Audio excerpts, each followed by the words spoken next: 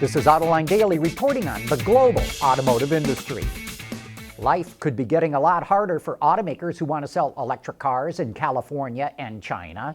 Earlier this year, China cut subsidies in half from roughly $7,000 down to about $3,500. And sales of battery electrics began to drop immediately. Last month, they plunged 45%. And now Bloomberg reports that China is considering cutting subsidies yet again. No doubt China was starting to worry about the cost. In 2017, it handed out $3 billion to people buying electric cars, and that was before sales really started to get going.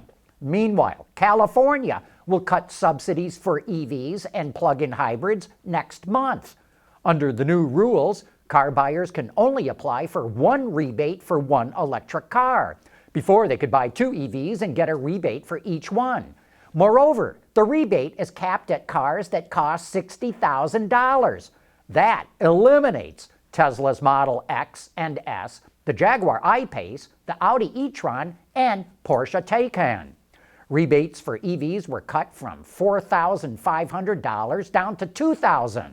Plug-ins were cut from $3,500 down to $1,000, and their pure EV driving range has to increase from 20 miles to 35 miles, or they will not qualify. Look for a big surge in EV sales this month in California as everyone rushes out to buy one before the subsidies drop. Mercedes used to have proving grounds strewn around the world, but not anymore. It just consolidated all of them to one main proving ground and tech center at Immendingen in southern Germany. Repurposed from its prior use during World War II, the facility is now home to 68 kilometers, or about 42 miles, of test roads.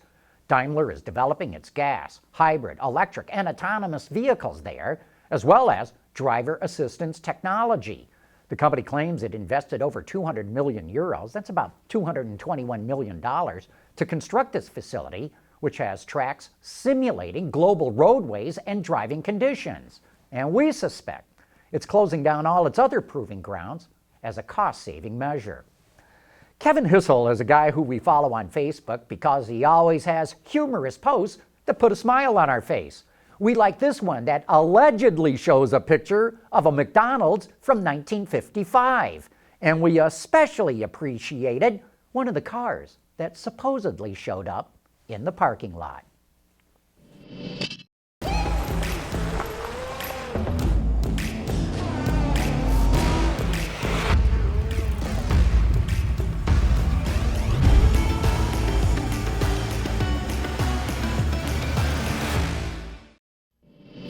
Lyft continues to expand testing of autonomous vehicles. The ride-hailing service says it's driving 4 times as many autonomous miles every quarter than it was just 6 months ago. Soon it will be adding to its fleet of vehicles. Lyft currently is using Ford Fusions, but it's also adding Chrysler Pacifica minivans because they offer size and functionality. Lyft is opening a second self-driving facility in Silicon Valley so it can increase the number of tests that it runs. Ford is testing an interesting new process to make seat covers. Traditional seat covers can be made out of up to 40 different pieces that have to be sewn together, but by using a process called 3D knitting, they can be made from a single piece of fabric. Not only does it reduce production steps and waste material, but different types of yarn can be used, and customers could add unique touches like pockets or extra padding. On top of that, built-in connectivity, integrated heating elements, wireless charging, and sensors to monitor the driver's health could also be added. You know, this actually is not a new concept. The supplier Delphi developed a 3D knitting machine for seat covers back in the 1990s, with the idea of allowing customers to customize their covers, such as printing pictures of their favorite pet or their sports team logo. Maybe Delphi was just ahead of its time because the idea never went anywhere. And you know, it's amazing how much innovation comes out of the supplier industry, and it doesn't always have to be high-tech. Magna came up with an improvement that makes door latches operate more smoothly and with less effort. It simply added a ball bearing to the latch. So instead of metal sliding on metal, the latch slides on the bearing, and that reduces the opening effort by 40 to 60%. As automakers add bigger and stiffer door seals to make cars quieter, the opening and closing door effort has gone up. This door latch, what Magna calls Comfort Plus, more than compensates for that. Mitsubishi is going to show off refreshed and updated versions of the Mirage, which is called the Space Star in some markets, and the Attrage, and it's called the Mirage G4 in some areas. As you can see, the vehicles, which debut on the 18th of this month, feature new grille designs and lighting signatures. Many people have wondered what's going to happen to all the brands if FCA and PSA merge. PSA's CEO, Carlos Tavares, has cleared all that up. He says they could keep all of their brands if the two companies merge. But of course, that's what the top brass always says anytime one company buys another.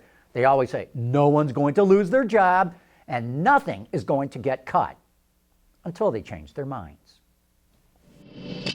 Autoline Daily is brought to you by Bridgestone Tires. Your journey, our passion. 3D printing has made big strides in the last decade, but one of the big drawbacks to using it in mass production is the amount of time it takes to make a component. However, a company called Carbon has come up with a solution to speed up that process. On last week's Autoline After Hours, we were joined by Dr. Joseph DeSimone from Carbon, and he explained how the process is different. But basically, chemists grow crystals. Right? We grow things. And so we took an approach where we use light and oxygen to grow parts. And we grow them 25 to 100 to 1,000 times faster than traditional 3D printing. And this gives you the power of light. I think of light as our chisel. So we can make really complex objects very quickly. That was the first breakthrough. The second breakthrough was how do you get a real part out of a light-based printer? Because most people think of 3D printing, you think of trinkets, you think of brittle plastics. We had a breakthrough where we combined what we call dual reactive resins. Think about epoxy. Two liquids come together, a great material. No one ever went down that kind of path because the printers were too slow. Because we were going really, really fast. We knew we can get into reactive liquids. We also made them UV curable. And so now we have over 50 different resins that have the properties to be a final part in a whole host of applications that you can make digitally without molds. To learn more about Carbon and its unique approach to 3D printing, you can watch that entire show right now on our website, Autoline.tv, or you can find it on our YouTube channel. And that's it for today's report. Thanks for watching, and please join us again tomorrow.